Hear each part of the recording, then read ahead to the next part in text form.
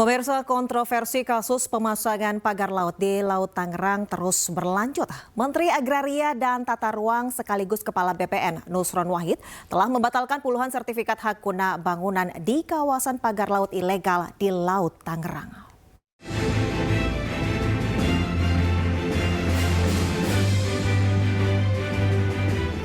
Pembongkaran pagar laut di Laut Tangerang masih terus dilakukan. Pagar laut sepanjang 30 km ini menuai kontroversi terkait siapa pemilik pagar laut tersebut dan pendirinya.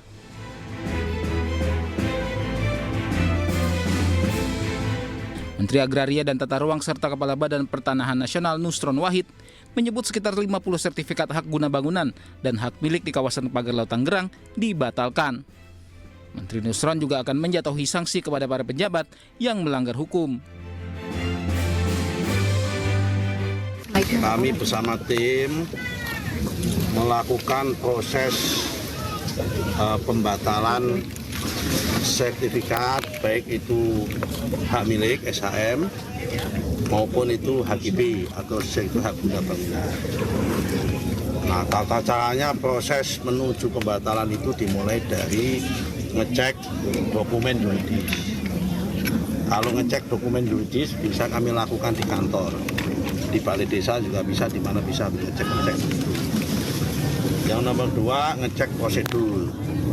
Itu bisa kita lakukan dengan cara melihat di komputer. Prosesnya udah benar apa belum.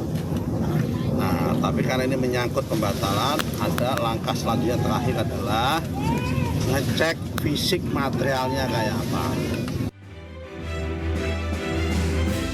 Sebelumnya, mantan Menko Polhukam sekaligus pakar hukum tata negara Mahfud MD meminta para menteri yang terseret perkara pagar laut di Tangerang, Banten tidak takut untuk mengungkap dalang di balik kasus ini.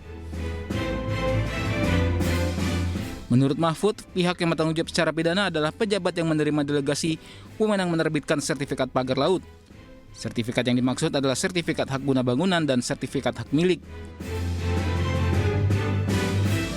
Selain dugaan pidana korupsi, pagar laut juga dinilai telah merusak lingkungan. Tim Liputan iNews melaporkan. Sementara kasus penembakan WNI di perairan Malaysia kini menjadi sorotan. Pemerintah Indonesia pun mendorong otoritas Malaysia untuk transparan dalam menangani kasus tersebut.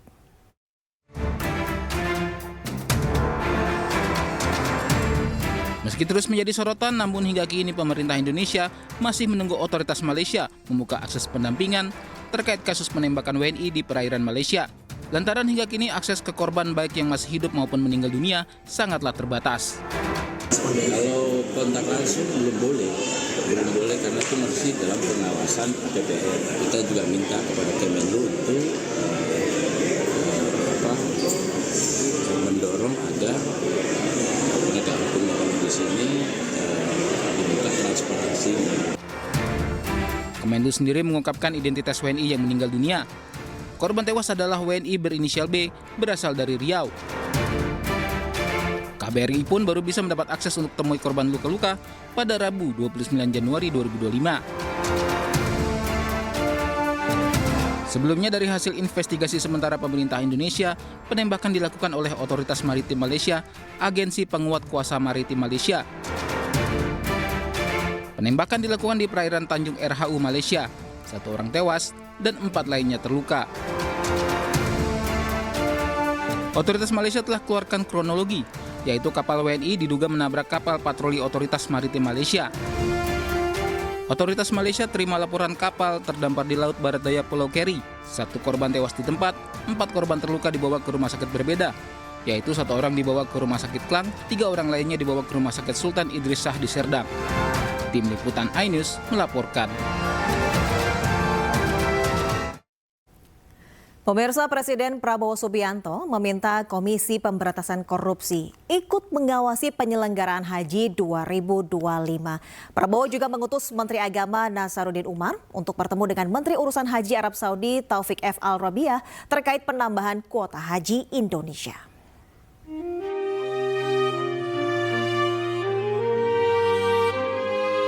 Dalam rapat koordinasi dengan Komisi 8 DPR RI, Ketua Tim Pengawas Haji sekaligus Wakil Ketua DPR RI, Sufmi Dasko, menyampaikan arahan Presiden Prabowo Subianto yang meminta Komisi Pemberantasan Korupsi ikut mengawasi penyelenggaraan haji tahun 2025.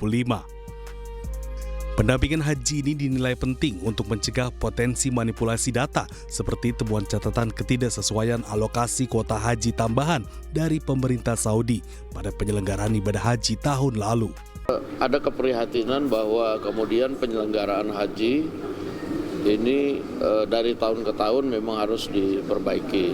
Nah, lalu kemudian dalam satu rapat saya dengar bahwa memang Pak Prabowo minta supaya penyelenggaraan haji ini didampingi oleh aparat penegak hukum, ya bisa nanti dari Kejaksaan, bisa dari KPK supaya penyelenggaranya bisa berjalan dengan baik.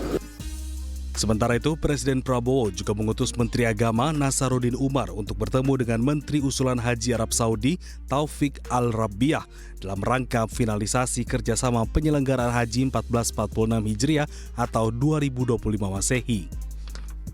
Dalam pertemuan ini, Menteri Agama RI juga mengupayakan penambahan kuota haji Indonesia.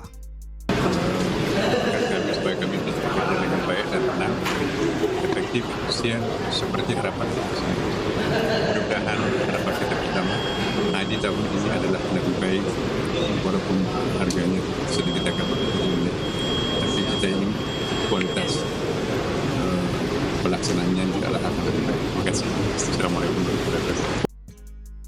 Sebelumnya, pemerintah Indonesia telah mengumumkan penurunan biaya haji tahun 2025, yakni sebesar 89,4 juta rupiah dengan setoran jemaah haji sebesar 55,4 juta rupiah.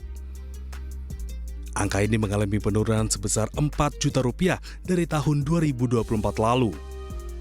Meski mengalami penurunan biaya, namun pemerintah memastikan pelayanan haji yang diberikan.